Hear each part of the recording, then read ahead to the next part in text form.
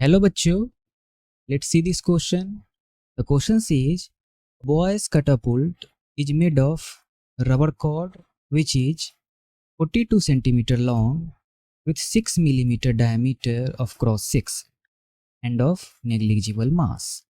The boy keeps a stone weighing 0.02 kg on it and stretches the cord by 20 centimeter by applying a constant force. When released, the stone flies off with a velocity of 20 meter per second. Neglect the change in the area of cross section of the cord while stretched. The Young's modulus of rubber is closest to. तो हमें question में दे रखा है कि एक लड़का है जिसके पास एक गुलेल है और उस गुलेल में रबर कॉर्ड लगा है। उस रबर कॉर्ड का कुछ लेंथ दे रखा है, उसका डायमीटर दे रखा है और उसका मास नेग्लिजिबल है।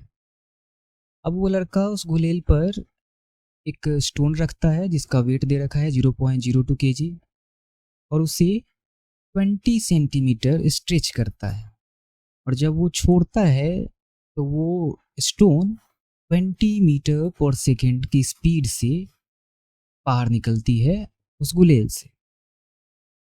तो हमें फाइंड आउट करना है कि Young's modulus of the rubber क्या होगा। सोचने वाली बात ये है कि जब स्ट्रेच्ड रबर को हम छोड़ते हैं या लड़का छोड़ता है तो स्टोन में वेलोसिटी कहाँ से आ जाता है, कैसे स्टोन जो पहले रेस्ट में थी अब वो मोशन में आ जाती है। तो जब लड़के ने रबर को स्ट्रेच किया था तब उसने रबर पे वर्क किया। ये वर्क, उस लड़के का वर्क उस रबर में पोटेंशियल एनर्जी के रूप में स्टोर हो गया और जब उसने उस रबर को छोड़ा तो ये रबर की पोटेंशियल एनर्जी उस स्टोन के काइनेटिक एनर्जी में चेंज हो गई और इसी कारण से उस स्टोन में वेलोसिटी आया। तो इस क्वेश्चन में जो की कंसेप्ट इन्वॉल्व है वो है elastic potential energy.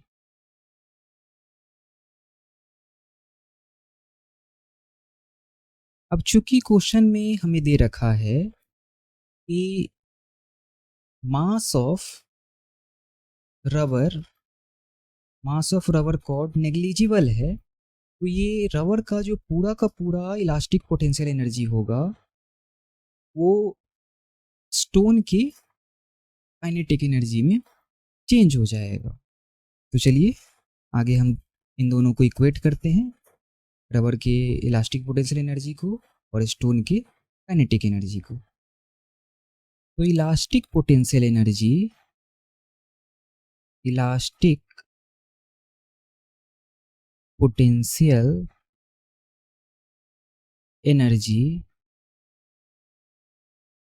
Of cord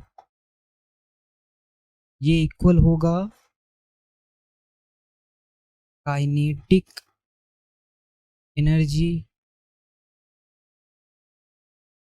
of the stone. तो इलास्टिक पोटेंशियल एनर्जी क्या होती है किसी भी इलास्टिक मटेरियल की? तो ये होती है 1/2 multiplied by Young's modulus of the material multiplied by square of strain multiplied by volume of the cord और काइनेटिक एनर्जी स्टोन की क्या होगी, हाफ एम भी स्क्वायर।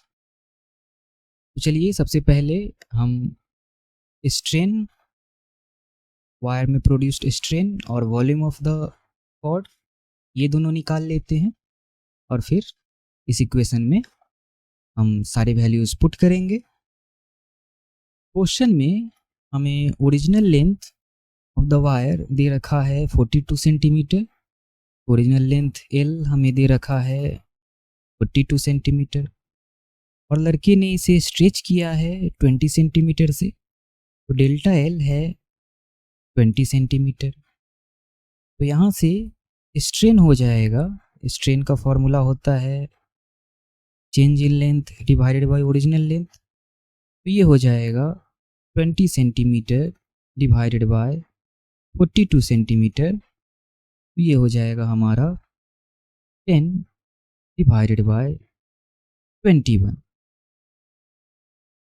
क्वेश्चन में लेंथ ऑफ कॉर्ड है 42 सेंटीमीटर, तो ये हमारा हो जाएगा मीटर्स में 42 multiplied by 10 raise to the power -2 metre, और डायमीटर ऑफ द कॉर्ड दे रखा है 6 मिलीमीटर, तो रेडियस हो जाएगा d डिवाइडेड बाई 2 यानी 3 मिलीमीटर, और मीटर में ये हो जाएगा 3 multiplied by 10 raise to the power -3 metre.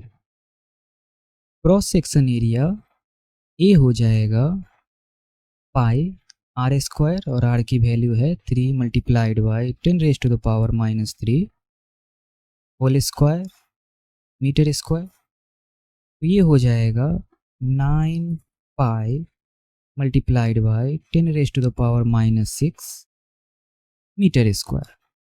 तो यहाँ से वॉल्यूम ऑफ द कॉर्ड हो जाएगा length multiplied by cross section area, तो लेंथ है हमारा 42 multiplied by 10 raise to the power -2 metre, cross section area हमारा आया है 9 pi multiplied by 10 raise to the power -6 metre square. Volume भी की वैल्यू हमारी हो गई 378 pi multiplied by 10 raise to the power -8 metre cube. अब जैसा कि हमने इनिशियली डिस्कस किया था, elastic potential energy of cord ये इक्वल होगा kinetic energy of the stone की, तो half multiplied by Y multiplied bye